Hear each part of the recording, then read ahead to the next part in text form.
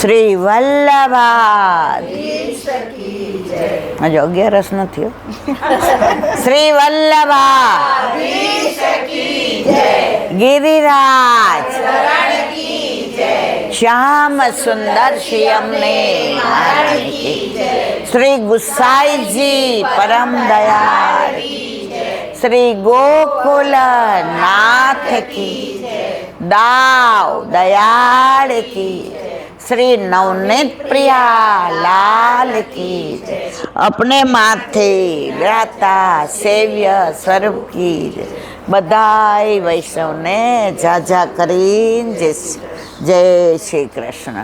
पाटोत्सव ने खूब खूब बधाई, खूब खूब बधाई, खूब खूब बधाई.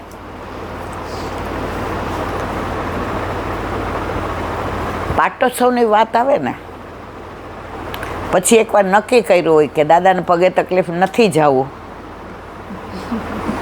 પણ જ્યાં યશોદામાં બની ગયા હોય, જેના ઘરે ઠાકોરજીનું પ્રાગટ્ય થયું હોય, તો 1 વર્ષ સુધી વ્રજમાં નંદ ઉત્સવ ચાલ્યો હતો. એક દિવસ નહીં, 1 વર્ષ ચાલ્યો. છઠ્ઠી યશોદામાં ભૂલી ગયા હતા. બીજા વર્ષે 7મના દિવસે છઠ્ઠી યાદ આવી. એ કેવો નંદ ઉત્સવ! તો એ જ નંદ ઉત્સવ આપણા ઘરે છે. એ નંદ યશોદાજીને ત્યાં ઠાકોરજી પધાર્યા હતા. એમનું સૌભાગ્ય એટલું કે ઠાકોરજી 11 વર્ષને 52 દિવસ વ્રજમાં રહ્યા. એટલું જ સુખ નંદ યશોદાજીને મળ્યું. આપણને તો પ્રભુ પધારે ત્યાંથી, આપણે લીલામાં જશું ત્યાં સુધી આપણને છોડીને જશે તો વધુ કોણ સુખી?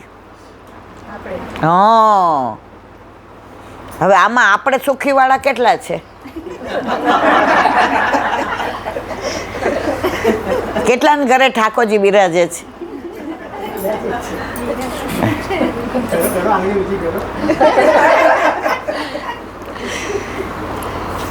તારા ઘરે તો છે. હા, જ્યાં જાઉં ને એમ ઘણા એમ કે, પછી હું કહું કેટલાને ઘરે પોસ્ટ કરાવેલા, એટલે આમ જોવા માંડ્યા. પ્રભુને જ્યારે આપણે બ્રહ્મ સંબંધ લઈએ ને, ત્યારે આપણા ઘરે આપણા માથે બિરાજવા માટેનું સ્વરૂપ યમુનાજીમાંથી પ્રગટ થાય. એનો તમને પ્રગટ પ્રમાણ આપો. 41 પદ કેટલાને આવડે છે? મોઢે નહીં, ભલે આપણે વાંચીને કરો છો કોઈ વાર, બરાબર. એમાં 11મું પદ કયું છે? ધન્ય શ્રી યમને નિધિ દેનહારી. છે કે નહીં મારવાલા? ધન્ય શ્રી યમને નિધિ દેનહારી. હવે એનું ફળ ક્યાં આવશે? 40મું પદ, जिन्हे भूली जात पिय, એને સુધી કોણ કરી દે? યમુનાજી. તો આપણે બ્રહ્મ સંબંધ છે બધાને? ક્યારે લીધું? નાનપણમાં લીધું છે. તમે નાનપણમાં? લગ્ન પહેલા, ખાસા 2001. એટલે આમ પુશ કરાવવામાં તકલીફ ક્યાં? હા, તો મારા મિસ્ટર ના પાડે છે પુષ્ટ કરાવવાની, બાકી હું તો તૈયાર જ છું. એમ નહીં, આપણે કિટી પાર્ટીમાં જવું હોય ને મિસ્ટર ના પાડતા હોય તો આપણે ગયા વિના રહીએ? સાચું કહેજો. ત્યારે આપણે કાંઈ ને, તમને સાચી બની ગયેલી વાત કરું. ઓલી આપણે રીમાં કઈ ઓલી છોકરી આપણે બરડી આવી હતી? હા,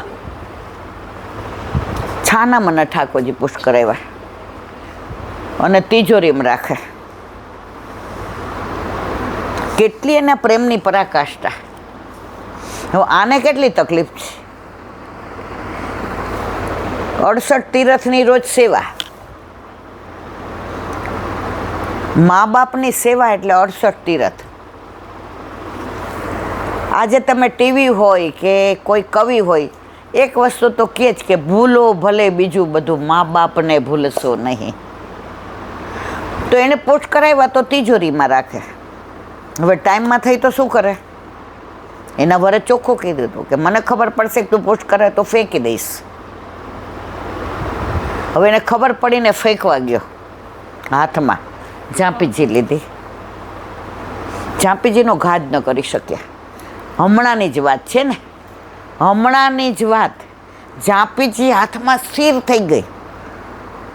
ઓલાએ અંદર આવીને આ એની વહુને કહ્યું કે હું તો એવું માનતો હતો કે તમે બધા રમકડાથી રમો છો, તમે બધા રમકડાથી રમો છો, પણ આ ઈલા આંટીએ તમને બધાને ગાંડા કર્યા ને. મને ઈલા આંટી જરાય નહોતા ગમતા. મને જેટલી ગાળો દે ને ઘણાય એટલી દુનિયામાં કોઈ નથી પડતી. અને એમને તમારા ઘરે ઠાકોરજી પધારે એમાં મારા વાલા મને શું ફાયદો? હું લઉં છું કોઈને? એકવાર પધરાવશો ને પછી બાકી બધી જ વ્યવસાય કરશે. આ છોકરીએ મને બહુ સરસ એક વાત કરી રસ્તામાં ગાડીમાં. એ કે બા દાદા કોઈક વાર સિરિયસ થઈ જાય, કોઈક વાર આમ હોય તો કે મને એમ કે ઠાકોરજી પધરાવી દો ને અમારા ઘરે એટલે તમારે એટલું. તો એણે સરસ કીધું. એ કે હિતાંશુનું કરવાનું બંધ કરીશ ને ત્યારે ઠાકોરજી પધરાવે. મારા દીકરાનું મારાથી થાય છે, તમારે ઠાકોરજીને નહીં થાય. પણ મન આજે આપણે લગ્ન કરીએ ને પછી ઘણા એમ પ્લાન કરે 5 વર્ષ નહીં છોકરાઓ, બરાબર? તો તમે પ્લાન કરો કે મારે જોઈએ છીએ તો પ્રભુ પધારે ને. આજે આપણે લોકો સમજતા નથી કે બ્રહ્મ સંબંધ લીધું છે, અલૌકિક વિવાહ આપણા ઠાકોરજી સાથે થયા જ તો યમુનાજીમાંથી આપણા માથે બિરાજવા માટેનું સ્વરૂપ યમુનાજીમાંથી પ્રગટ થયું. હવે સાંજ પડી તો યમુનાજીએ પૂછ્યું, લાલન કછું અરોગો ક્યાં? 1 મિનિટ દાદાના. તો જે યમુનાજીમાંથી પ્રગટ થયેલું સ્વરૂપ યમુનાજી પૂછે, લાલા કછું અરોગો? મેરી માં આएगी ને वो मुझको ले जाएगी. વળી બપોરે પૂછે, સાંજે પૂછે. સાંજે બ્રહ્મ સંબંધ લીધા પછી ઠાકોરજી આપણી રાહ જુએ અને આપણે ના જઈએ તો રાત્રે યમુનાજી એમને આગ્રહ કરીને બ્યારું કરાવે. બ્યારું એટલે સમજો છો ને, અમારે કાંઠિયાવાડમાં વાળું, તમારે શું કહે? અમારે સવારે શિરામણ, પછી બપોરે જમવાનું, તમે ખાવા કરવાનું. શરૂઆત મારી ટ્રાન્સફર અહીંયા થઈ ને તો બાપા મને તો અડધી ભાષા જ ના સમજાય. હેડો તાણ ખાવાનું કરીએ. મેં કીધું ઓ બાપા. અને અમે શું કહીએ હવે જમવાનું કર. પછી 4 વાગે રોંઢો અને રાત્રે વાળું. તો ઠાકોરજી રાતના બ્યારું કરે. વળી બીજે દિવસે તો આપણે નથી પધરાવતા ત્યાં સુધી આપણા ઘરે આપણા માથે બિરાજવા માટે પ્રગટ થયેલું એ સ્વરૂપ આપણું રાહ જુએ છે. તમે જો દીકરીને પહેલાંના જમાનામાં, અમારા વખતની વાત છે, તમે બધા તો હવે આ જમાનાના કેવો, દીકરી ટાઈમમાં બેસે ને પહેલાં પરણાવી દેતા હતા કે ભાઈ રજસ્વલા ટાઈમમાં બેસે પછી પરણાવીએ ને અને બાપ મોઢું જોવે ને તો પાપ લાગે. હવે પરિવર્તન એ જીવનનો નિયમ છે, પણ શાસ્ત્રોમાં તો આ જ લખ્યું છે. આજની તારીખમાં કાંઠિયાવાડના મા બાપ હોય ને દીકરીના ઘરનું પાણી ન પીએ, એક્સેપ્ટ અનલેસ કે એવા સંજોગ હોય તો પૈસા આપી દે. તો દીકરી નાનપણમાં પરણાવે ને સાસરે ન મોકલે, આણું કરે. વ્રજમાં ગોના કરના થાય. ગોના એટલે આણું. હવે ઓલા લોકો કેવડાવે કે હવે દીકરી 15-16 વર્ષની થાય તો આણું કરો તો અમે તેડી જાય. એટલે મા બાપ કેવડાવે. હજી એને રસોઈ બરાબર નથી આવડતી ને, વળી 2 વર્ષ જાય, વળી 18ની થાય એટલે સાસરીવાળા કેવડાવે કે હવે અમે આવીએ, આણું કરો છો. એ કે હવે એને ભાભીને સુવાવડ આવે છે ને એટલે આવતા વર્ષે. આમ કરતાં બાના કાઢતા દીકરી 25 વર્ષની થાય. પછી આજુબાજુવાળા શું કહે, હવે આને સાસરે જવાની ઈચ્છા લાગતી. પછી દીકરી વધારાની થઈ ગઈ. પછી બાજુવાળાનું કામ હોય તો શું કહે, તમે દીકરીને મોકલજો ને કે રોટલી કરવા બહુ મહેમાન આવ્યા છે, આમે ક્યાં સાસરે જાય છે. તમારું મહત્ત્વ, તમારું જીવનનું બધું ઘટતું જાય. પછી 30 નહીં થાય એટલે મામાને ઘરેથી ને ફોન આવે, એ કે ભાણીબાને મોકલજો ને દીકરીને લગ્ન છે ને તૈયારી, આમે એ ક્યાં જાય છે. આપણે લીલામાં જઈએ ત્યાં સુધી ઠાકોરજી ના પધારે તો આપણો હાથ પકડીને આપણને પ્રભુ પાસે લઈ જાય કોણ? ખરું ખોટું? પણ ઘણા માણસો એવા એણે થાની જ લીધું હોય કે નો લઈ જાય તો ન લઈ જાય, પણ મારે પુષ્ટો નથી જ કરાવાયા. અને એને કાંઈ ન કહી શકાય. આ મારો આગ્રહ. અમે જામનગર ગયા ને તો કેટલા બધા, આખો હોલ ગણાઈને એટલા વૈષ્ણવ, અને તડકો કે મારું કામ. હવે સવારે જ નક્કી કર્યું, એટલે મેં આને કીધું 5-10 વૈષ્ણવ પરાણે હશે, કારણ કે સવારે કીધું તો કેટલાક આવી શકે. હોલમાં ઊભું રહેવાની જગ્યા નહીં. સત્સંગમાં પૂછ્યું તો 30% ઘરે હશે, 70% ઘરે નહીં. સત્સંગ પૂરો થયા ને બધાએ પ્રોમિસ કરીને ગયા કે ઈલાનથી અમારે પુશ કરાવવા છે, પણ અમારી શરત એ છે કે તમારે એક દિવસ અહીં સત્સંગ કરવા આવવાનું. હવે એ લોકોએ 29 જણાએ પુશ કરાવ્યા હમણાં. કેટલા? હવે મને કે આવવાનું, મેં તો હવે દાદાને પગે તકલીફ થઈ, પણ મને ટાઈમ મળશે ત્યારે હું અવશ્ય જઈશ જ. આજે આપણી બેનપણીના લગ્ન ન થયા હોય ને ત્યાં સુધી આપણે સાસરેથી આવીએ ને તો આપણી બાઈ એમ કે હવે એની યાર બહુ ન બેસી, એના લગ્ન ક્યાં થયા છે. એટલે આપણા ઘરે ઠાકોરજી બિરાજતા હોય, એની લીલા, એની કુંજ, એની નિકુંજ, એનો રસ, એનો રાસ, એનું સ્વરૂપ, એમાં જે આનંદ આવે ને એ કુંવર હારે ના આવે. એટલે મારો કોઈ એવો આગ્રહ નથી, અઠાગ્રહે નથી, પણ મારો પ્રેમ ભર્યો એક તમને આહવાન તો છે જ કે એકવાર પ્રભુને ઘરમાં આવવા દો, પછી તમે બીજા 10ને કહેશો કે ઠાકોરજી વિના ઘર રખાય. મંદિરિયા સુના રે ઠાકોરજીની સેવા વિના અંતરિયા કલશે રે ઠાકોરજીની ઝાંખી વિના. પરણી ગયા છો તો હવે સાસરે જવાની ઈચ્છા ન હોય તો કાંઈ વાંધો નહીં. પ્રભુ કે આપણે ઘર જમાઈ બનવા પણ તૈયાર છીએ. સમજ્યા કે નહીં? જો હમણાં વોટ્સએપમાં એક વાક્ય આવ્યું હતું, એ કે આપણા ઘરે પ્રભુ પધારે તો નંદ ઉત્સવ કરીએ ને પાટોત્સવ કરીએ, વૈષ્ણવને બોલાવીએ, સત્સંગ કરાવીએ, રાસ ગરબા કરીએ, હીચ લઈએ, કીચ લઈએ, પ્રસાદ લેવડાવીએ. પણ પ્રભુ આપણને એના ઘરે બોલાવે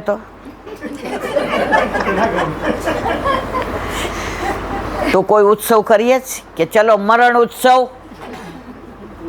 પણ મૃત્યુ મહોત્સવ જીજી એવું કહેતા હતા ઇન્દિરા બેટીજી. એ કે મૃત્યુ મહોત્સવ ક્યારે બને અને મૃત્યુ મરણ ક્યારે બને? પ્રભુ પુષ્ટ ન કરાવ્યા હોય તો મૃત્યુ મરણ છે, અને પ્રભુ પુષ્ટ કરાવ્યા હોય તો મૃત્યુ એ મહોત્સવ છે. આપણામાં પછી આ બારમું ફારમું નાન તેને બધું બહુ ઓછું હોય, પણ રીત પ્રમાણે તો સંસારમાં રહીને શ્યામને બજાય. આપણી સંસ્કૃતિ, આપણી પરંપરા, આપણા સંસ્કાર એ બધું તો કરવું જ પડે, પણ માળા પેરામણી કરવાનું મન થાય. તો પાટોત્સવ, હવે પાટોત્સવ એટલે શું?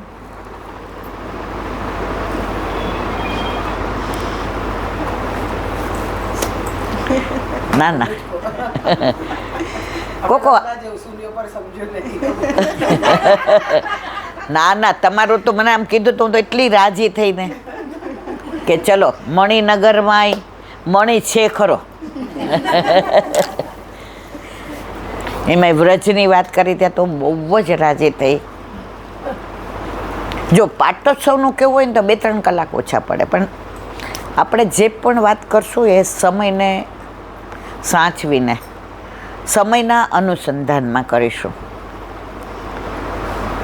આપણા દીકરાને વરસ પૂરું થાય તો આપણે શું કરીએ? બર્થડે ઉજવીએ છીએ. હવે 99.99% એમ જ કે બર્થડે, કોઈ જન્મ દિવસ ઉજવવાનું કહે છે. વોટ્સએપમાં આવે. આપણે આપણી સંસ્કૃતિ ભૂલી ગયા છીએ. આજે હિન્દુસ્તાનમાં રહેવા છતાંય આપણા શબ્દો બધાય ફોરેનના, ને એમાં આપણે વટ રાખીએ કે આ મારો દીકરો ઇંગ્લિશ, ગુજરાતી એને ઓછું ફાવે. મારા સગુન આરાધ્ય નિરમામાં છે, પણ નિરમાની સંસ્કૃતિની તમને વાત કરું, પૂરેપૂરું ભારતીય વર્ઝન આખું. આટલી બાયના નહીં પહેરવાના, માથામાં તેલ નાખવાનું, 2 ચોટલા વાળવાના, નીચે પેલું પહેરીને જવાનું. અને ત્યાં જે વાતાવરણ છે ગુજરાતીમાંય વાત ત્યાં ગુજરાતીના પીરિયડમાં કરવાની જ. અને અમુક રજા એ લોકોને હોય જ નહીં. અને એ હિન્દુ સંસ્કૃતિને વળગી રહ્યા છે. ગણેશ ચતુર્થી એટલે એની આરતી કરાવે, ગણોના પતિ. અને પેલો નંદ ઉત્સવ હોય ત્યારે સગુન એમ કે બા આજે મારે કૃષ્ણ વિશે એસેમ્બલીમાં બોલવાનું છે. અને એકવાર એ બોલી તો એવરી યર એને એમ કે હવે તું જ બોલજે ને, તારા બાને કહેજે ને બધું કહે. સગુન નાની હતી ને ખ્યાતિમાં હતી. પછી આપણે ઓલું છે, જળ કમળ છંડી જાને બાળ, સ્વામી અમારો જાગશે, જાગશે તને મારશે તો બાળ હત્યા. તો મને કે મને એના પર ડાન્સ કરવો છે, પણ બા મને એ આવડતું નથી. એણે 4-5 કડી છે, ઘણું લાંબુ, પણ એને 4-5 કડી મોઢે કર્યું અને એના પર એણે ડાન્સ કર્યો. ને એ જે એણે કર્યું તો આજની તારીખમાં છોકરાઓને ઘરમાં કૃષ્ણ વિશે જેટલી ખબર હોય, કારણ કે નિરમામાં તમને જુઓ તો એ બધું સચવાઈ રહ્યું છે. તો પાટોત્સવ, એક જ મિનિટ, પાટોત્સવ એટલે શું?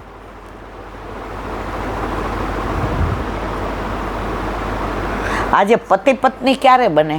લગ્ન થાય ત્યારે. સગાઈ થઈ હોય ત્યાં સુધી એમ ન કહેવાય કે અમારા વાઈફ છે. એ તો ગમે ત્યાં તૂટી જાય, પાછું બગડી જાય. તો જો તમે નામ મંત્ર અપાવો ને તો નહીં, પણ સેવાનો અધિકાર ક્યારે? બ્રહ્મ સંબંધ દ્વારા.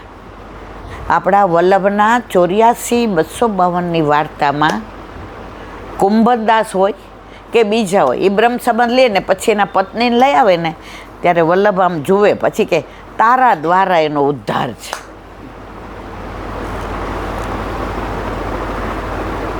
તો આપણા ઘરમાં ઘણીવાર એવું બને, કરોડો જન્મોથી આપણે ઠાકોરજીથી વિખૂટા પડ્યા છે, બરાબર છે? તો આપણે ઠાકોરજીને ભૂલી ગયા, પણ ઠાકોરજી આપણને ભૂલ્યા